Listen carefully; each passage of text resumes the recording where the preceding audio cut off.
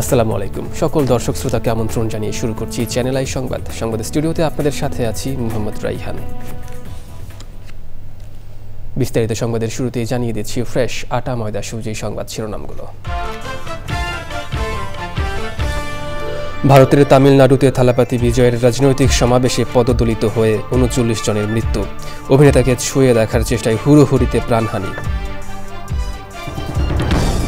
বাংলাদেশ বিমান বাহিনী দিবস আজ, মহান মুক্তিযুদ্ধে এ বাহিনীর আক্রমণে বন্ধ হয় বাংলাদেশের আকাশসীমায় পাকিস্তানি বিমান বাহিনীর উড্ডয়ন।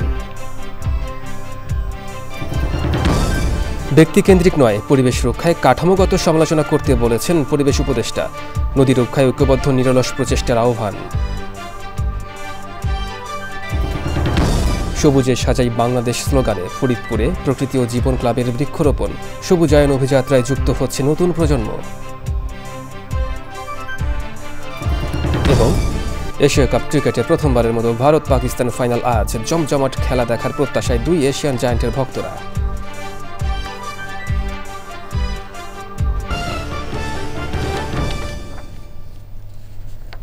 দর্শক, সংবাদ শিরোনামগুলো জানাচ্ছিলাম। এখনকার এই সংবাদ আয়োজন একই সঙ্গে চ্যানেল আইয়ের ইউটিউব চ্যানেল এবং চ্যানেল আইয়ের ওটিটি প্ল্যাটফর্ম আই স্ক্রিনে লাইভ স্ট্রিম হচ্ছে। এবার বিস্তারিত প্রসঙ্গ। ভারতের তামিলনাড়ুতে অভিনেতা থেকে রাজনীতিবিদ হওয়ার থালাপাতি বিজয়ের সমাবেশে পদদলিত হয়ে ১৭ নারী ও ১০ শিশুসহ অন্তত ৩৯ জন নিহত ও কমপক্ষে ৪৬ জন আহত হয়েছেন। মৃতের সংখ্যা আরও বাড়তে পারে। শনিবার রাতের এ ঘটনায় দুঃখ প্রকাশ করেছেন ভারতের রাষ্ট্রপতি ও প্রধানমন্ত্রী। শোক প্রকাশ করেছেন তামিলাকা ভেত্রী কাজাগাম দলের প্রধান থালাপাতি বিজয়। আক্তার হোসেনের রিপোর্ট। ভারতের দক্ষিণাঞ্চলীয় রাজ্য চেন্নাইয়ের রাজধানী তামিলনাড়ুতে ২০২৬ সালের প্রথম দিকে অনুষ্ঠিত হতে যাওয়া রাজ্য সরকার নির্বাচনের প্রচারণায় নেমেছেন দক্ষিণী সিনেমার জনপ্রিয় অভিনেতা থালাপাতি বিজয়। কারুর জেলায় আয়োজিত ওই নির্বাচনী সমাবেশে থালাপাতি বিজয় ৬ ঘন্টা দেরি করে অংশ নেন সন্ধ্যার পর। তাকে দেখার জন্য সকাল থেকেই জড়ো হয়েছিলেন অনেক ভক্ত সমর্থক। প্রত্যক্ষদর্শীরা জানায়, রাত 7:45টার দিকে সমাবেশে বিপুল সংখ্যক মানুষ থালাপাতি বিজয়কে ছুঁয়ে দেখার জন্য ব্যারিকেড ভেঙে মঞ্চের দিকে এগিয়ে যায়। সে সময় হুড়োহুড়িতে অনেকেই পদদলিত হন। পুলিশ ও স্বেচ্ছাসেবীরা তৎপর হওয়ার আগেই পরিস্থিতি নিয়ন্ত্রণের বাইরে চলে যায়। আহতদের হাসপাতালে ভর্তি করা হয়েছে। মৃতের সংখ্যা আরও বাড়তে পারে বলে আশঙ্কা করা হচ্ছে। অতিরিক্ত ভিড়ের কারণে হুড়োহুড়িতে অনেকেই অজ্ঞান হয়ে পড়লে বিজয় তাৎক্ষণিক বক্তব্য শেষ করে সমাবেশস্থল ত্যাগ করেন। সমাবেশে ৩০,০০০ মানুষের অনুমতি থাকলেও প্রায় ৬০,০০০ মানুষ সেখানে জড়ো হয়েছিলেন। অতিরিক্ত ভিড়ের কারণে উদ্ধার তৎপরতা চালাতেও ব্যাগ পেতে হয়েছে পুলিশ ও স্বেচ্ছাসেবীদের। নিহতদের সবার পরিচয় এখনও নিশ্চিত হওয়া যায়নি। আহতদের অনেকের অবস্থা আশঙ্কাজনক। এই ঘটনায় শোক ও ক্ষোভ ছড়িয়ে পড়েছে তামিলনাড়ু জুড়ে। Akhtar Hossain, channel I. বাংলাদেশ বিমান বাহিনী দিবস আজ। মহান মুক্তিযুদ্ধের সময় ১৯৭১ সালের ২৮ সেপ্টেম্বর ভারতের নাগাল্যান্ডে গঠন করা হয় বাংলাদেশ বিমান বাহিনীর প্রথম কিলো ফ্লাইট। মহান স্বাধীনতা যুদ্ধে ১৯৭১-এর ৩রা ডিসেম্বর আক্রমণ শুরু করেছিল বিমান বাহিনী। বিমান বাহিনীর আক্রমণ বাংলাদেশের আকাশসীমায় পাকিস্তানি বাহিনীর উড্ডয়ন ক্ষমতা ও স্থল বাহিনীর রসদ সরবরাহ বন্ধ করতে সহায়তা করে। এর কয়েকদিনের মধ্যে ১৯৭১ সালের ১৬ই ডিসেম্বর আত্মসমর্পণ করে পাকিস্তানি হানাদার বাহিনী। অভ্যুদয় ঘটে স্বাধীন সার্বভৌম বাংলাদেশের। ওবায়দুল রশিদের রিপোর্ট। বাংলাদেশের মহান মুক্তিযুদ্ধের সময় পাকিস্তান বিমান বাহিনীর ৪৫ জন অফিসার ও ক্যাডেট পাকিস্তান বিমান বাহিনী ত্যাগ করে বাংলাদেশের মুক্তিযুদ্ধে অংশ নেন। ৬৭৩ জন বিমান সেনাও পাকিস্তান বিমান বাহিনী ত্যাগ করে অংশ নেন মুক্তিযুদ্ধে। ওই সময়ে পাকিস্তানি বাহিনীকে আকাশপথে প্রতিরোধের ব্যবস্থা না থাকায় পাকিস্তান ত্যাগী অফিসার, ক্যাডেট ও বিমান সেনারাই বাংলাদেশ বিমান বাহিনীর বীজ বপন করেন। একটি করে DC-3 অর্টার ও অ্যালোয়েড হেলিকপ্টার নিয়ে যাত্রা শুরু হয় বিমান বাহিনীর। আসামের পরিত্যক্ত বিমানক্ষেত্র ডিমাপুরে চলে 2 মাসের প্রশিক্ষণ।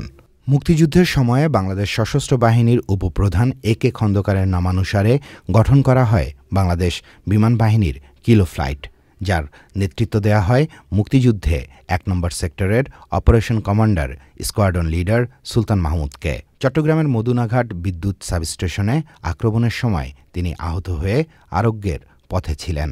আমি গণবাহিনীটা দেখাশোনা করে শুরু করলাম, গেরিলা ফোর্স অফ সেক্টর 1। আমি একটা অপারেশন ঠিক করলাম যে যাতে প্রাথমিকভাবে পাকিস্তানিদের একটা ধাক্কা দেওয়া যায়। প্রথম স্ট্রাইকে হিট দ্য ট্রান্সফর্মার, সবচেয়ে বড় যেটা কাছে ছিল। কিলো ফ্লাইটের অন্য অফিসারদের মধ্যে ছিলেন flight lieutenant Shamsul Alam, flight lieutenant Badrul Alam, captain Abdul Khalek, captain Shahabuddin, captain Akram, captain Sharfuddin, captain Kazi Abdus Sattar এবং ক্যাপ্টেন আব্দুল মুকিত।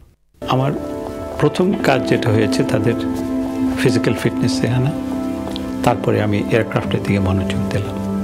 যে কাজটা প্রথম করতে হয়েছে সেটা হলো ওই জাহাজগুলিকে, যে জাহাজে দেওয়া হয়েছে ওইটাকে যুদ্ধ জাহাজ হিসেবে তৈরি করা। 3রা ডিসেম্বর 1971 প্রথম অভিযান।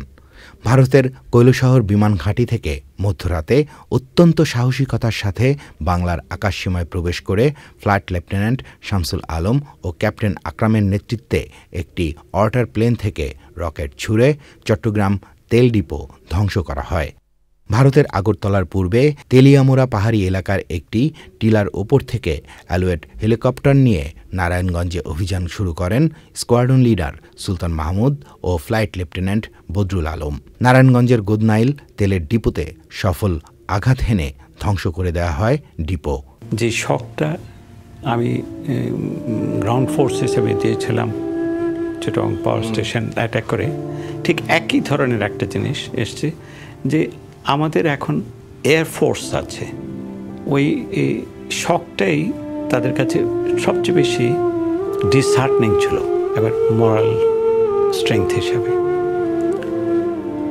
এবং আমাদের জন্য খুবই একটা ভালো কাজ হয়েছিল। সবাই খুব খুশি যে আমাদের এয়ারফোর্স, আমাদের বলতে Bangladesh air force was the first two strike and start the war. প্রথম সফল অভিযানের পর আরও 12 দিন পাকিস্তানি বাহিনীর ওপর আক্রমণ চালায় বাংলাদেশ বিমান বাহিনী। এই অভিযানগুলো মুক্তিযুদ্ধের চূড়ান্ত বিজয় ত্বরান্বিত করে। 1971-এর 28 সেপ্টেম্বর গঠিত কিলো ফ্লাইটই বর্তমানে বাংলাদেশ বিমান বাহিনী।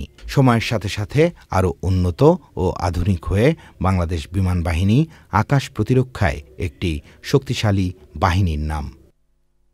Obaidul Rashid, channel I, Dhaka. ত্রয়োদশ জাতীয় সংসদ নির্বাচনকে সামনে রেখে আজ থেকে নির্বাচনী সংলাপ শুরু করছে নির্বাচন কমিশন। প্রথম দিন সকাল 10:30টায় সুশীল সমাজের প্রতিনিধিদের সাথে এবং বিভিন্ন বিশ্ববিদ্যালয় ও কলেজের বর্তমান ও সাবেক শিক্ষকদের সঙ্গে বেলা 2:30টায় আলাদা সংলাপে বসবে কমিশন। দুর্গাপূজার পর আগামী মাসে নারী নেত্রী, জুলাই যোদ্ধা, গণমাধ্যম কর্মী ও রাজনৈতিক দলগুলোর সঙ্গে ধাপে ধাপে সংলাপ করবে কমিশন। প্রধান উপদেষ্টার ঘোষণা অনুযায়ী আগামী বছরের ফেব্রুয়ারিতে নির্বাচন করতে চায় নির্বাচন কমিশন। এরই মধ্যে ঘোষিত কর্মপরিকল্পনার অনেক কিছু বাস্তবায়ন করেছে ইসি। মহাষষ্ঠীর মধ্য দিয়ে শুরু হয়েছে বাঙালি সনাতন ধর্মাবলম্বীদের সবচেয়ে বড় ধর্মীয় উৎসব শারদীয় দুর্গাপূজা।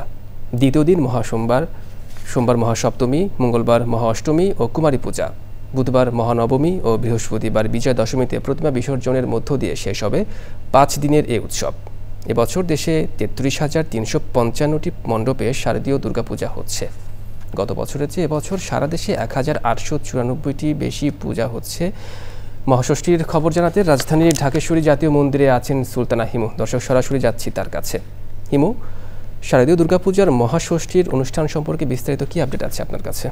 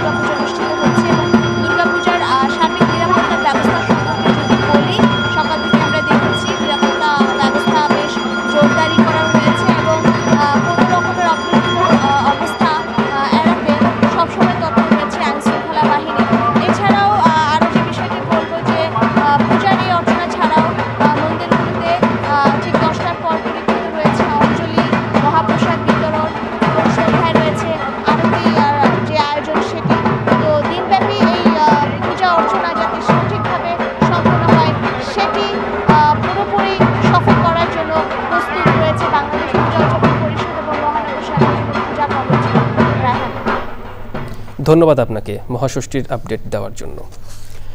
পরিবেশ রক্ষায় ব্যক্তিকেন্দ্রিক নয়, সার্বিক কাঠামো নিয়ে সমালোচনা করতে হবে বলে মন্তব্য করেছেন পরিবেশ উপদেষ্টা সৈয়দা রিজওয়ানা হাসান।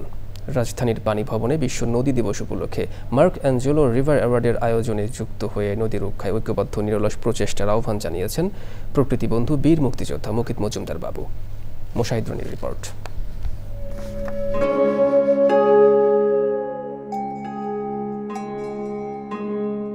নদী ঘিরে সকল সমাজ সভ্যতার সূত্রপাত হলেও শতাব্দীর পর শতাব্দী অদূরদর্শী দখল দূষণে অস্তিত্ব হারিয়েছে অগুন্তি নদী। তথ্য বলছে দেশের নদীপথের দৈর্ঘ্য 24,000 কিলোমিটার হলেও ব্যবহার উপযোগী রয়েছে 4,000 কিলোমিটারেরও কম। এমন বাস্তবতায় নদী রক্ষায় নিরলস কাজ করা ব্যক্তি ও প্রতিষ্ঠানকে ভূষিত করা হয় মার্ক অ্যাঞ্জেলো রিভার অ্যাওয়ার্ডে।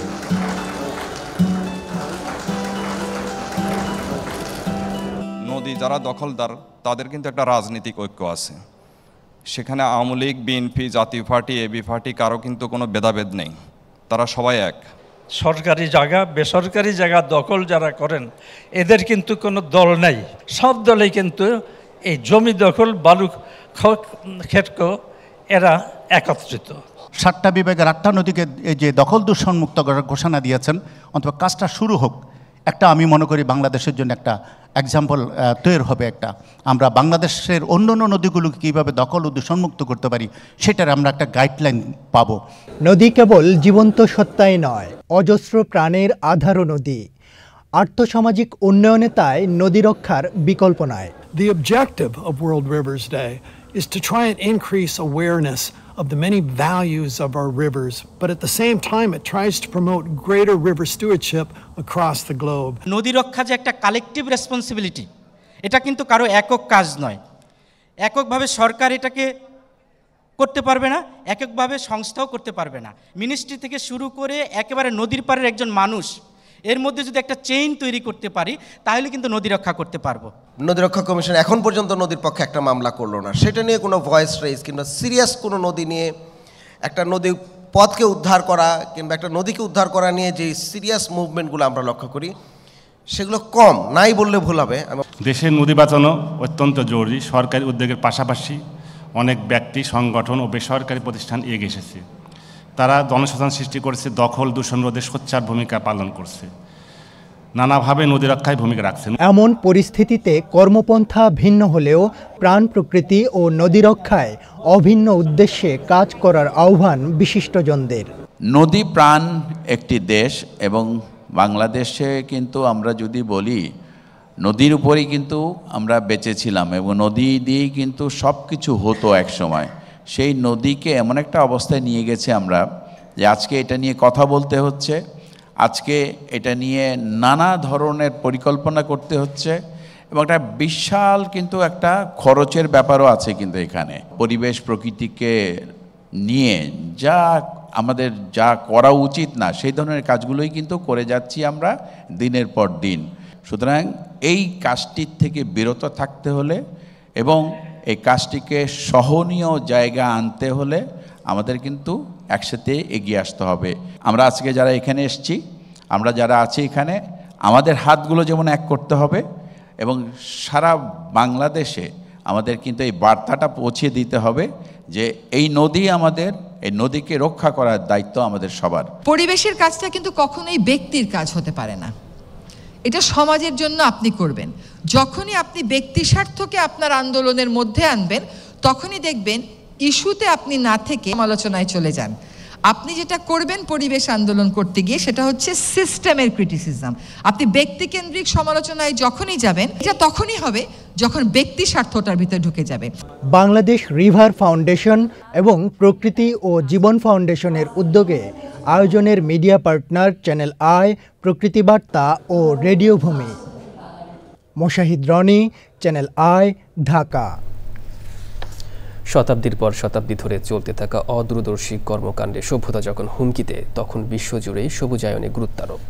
এরই ধারাবাহিকতায় দখল দূষণে জেরবার বাস্তুতন্ত্র পুনরুদ্ধারে সবুজে সাজাই বাংলাদেশ স্লোগানে ফরিদপুরেও বৃক্ষরোপণ ও চারা বিতরণ করেছে প্রকৃতি ও জীবন ক্লাব।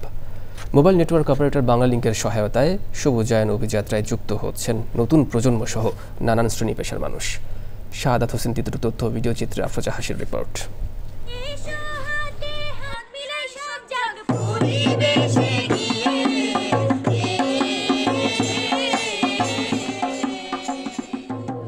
দেশজুড়ে যখন অপরিকল্পিত নগরায়নে তোড়জোড়, তখন জারি সারি ভাটিয়ালি গানের সুর ও ভাষায় প্রকৃতি রক্ষার আহ্বান।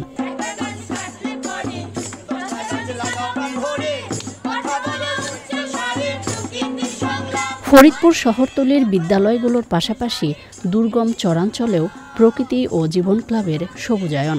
সবুজে সাজাই বাংলাদেশ এই প্রতিপাদ্যে ফরিদপুরে বৃক্ষরোপণ কর্মসূচি পালন করেছে প্রকৃতি জীবন ক্লাব। একটি সবুজ পরিবেশে যখন মানুষ বড় হয় তখন কিন্তু তার রোগবালাই অনেক কমে যায়। গবেষণায় দেখা গেছে প্রায় 55% রোগবালাই কমে যায় যদি সবুজের মধ্যে তার জীবন প্রবাহিত হয়। আসুন হাতে হাত মিলিয়ে আমরা সবাই বৃক্ষরোপণ কর্মসূচিকে এগিয়ে নিয়ে যাই। বাংলালিংকের সহায়তায় বিভিন্ন শিক্ষা প্রতিষ্ঠানে সবুজ উৎসবে বৃক্ষায়নের অঙ্গীকার। তবে শুধু বৃক্ষরোপণই নয়, পরবর্তী পরিচর্যা ও নজরদারিতেও গুরুত্ব আরোপ করা হয়। এই সুন্দর একটা কর্মসূচি আমরা প্রকৃতি জীবন ক্লাবের মাধ্যমে আমরা আমাদের স্কুলে বৃক্ষরোপণ কর্মসূচিটা পালন করছি। প্রত্যন্ত অঞ্চলে একদম গ্রামের ভিতরে সুন্দর পরিবেশ, এই পরিবেশে বৃক্ষরোপণের কর্মসূচিতে সুন্দর করতে পেরে আমি নিজেকে অনেক ধন্য মনে করছি।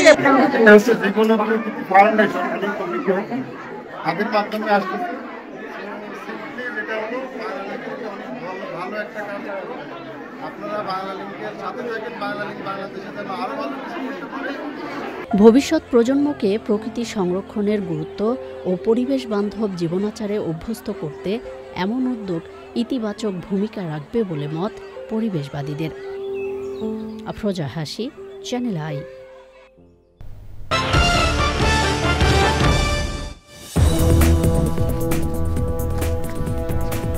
দর্শক, বিরতির পর আরও একবার স্বাগত চ্যানেল আই সংবাদে। এবার নিটোল টাটা কৃষি সংবাদ।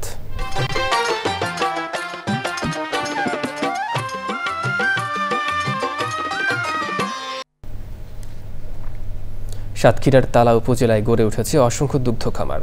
স্থানীয় চাহিদা মিটিয়ে এসব খামারে উৎপাদিত দুধ সরবরাহ হচ্ছে রাজধানী ঢাকা সহ দেশের বিভিন্ন এলাকায়। এতে ওই এলাকায় নতুন করে সৃষ্টি হয়েছে কর্মসংস্থান ও নারীর ক্ষমতায়ন। এবার প্রকৃতি সংবাদ।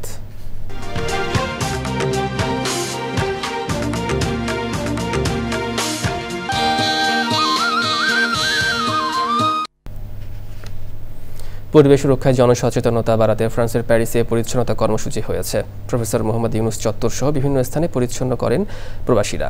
স্বেচ্ছাসেবী সংগঠন সলিডারিটি এশিয়া ফ্রান্সের কর্মসূচিতে স্বতঃস্ফূর্তভাবে অংশ নেন বাংলাদেশি প্রবাসীদের পাশাপাশি ফরাসি ও ভিনদেশিরাও। দর্শক, সংবাদ শেষ করবো, তবে যাবার আগে ফ্রেশ আটা ময়দা সূচি সংবাদ শিরোনামগুলো জানিয়ে দিচ্ছি আরও একবার। ভারতের তামিলনাড়ুতে থালাপতি বিজয়ের রাজনৈতিক সমাবেশে পদদলিত হয়ে ৩৯ জনের মৃত্যু। অভিনেতাকে ছুঁয়ে দেখার চেষ্টায় হুড়োহুড়িতে প্রাণহানি। বাংলাদেশ বিমান বাহিনী দিবস আজ। মহান মুক্তিযুদ্ধে এ বাহিনীর আক্রমণে বন্ধ হয় বাংলাদেশের আকাশসীমায় পাকিস্তানি বিমান বাহিনীর উড্ডয়ন। ব্যক্তিকেন্দ্রিক নয়, পরিবেশ রক্ষায় কাঠামোগত সমালোচনা করতে বলেছেন পরিবেশ উপদেষ্টা। নদী রক্ষায় ঐক্যবদ্ধ নিরলস প্রচেষ্টার আহ্বান। সবুজে সাজাই বাংলাদেশ স্লোগানে ফরিদপুরে প্রকৃতি ও জীবন ক্লাবের বৃক্ষরোপণ। সবুজায়ন অভিযাত্রায় যুক্ত হচ্ছে নতুন প্রজন্ম।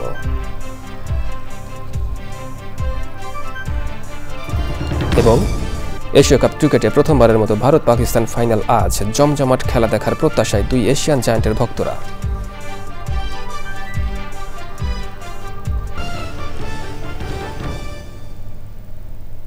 এই ছিল এখনকার মতো চ্যানেল আই সংবাদ। এতক্ষণ সঙ্গে থাকার জন্য ধন্যবাদ সবাইকে।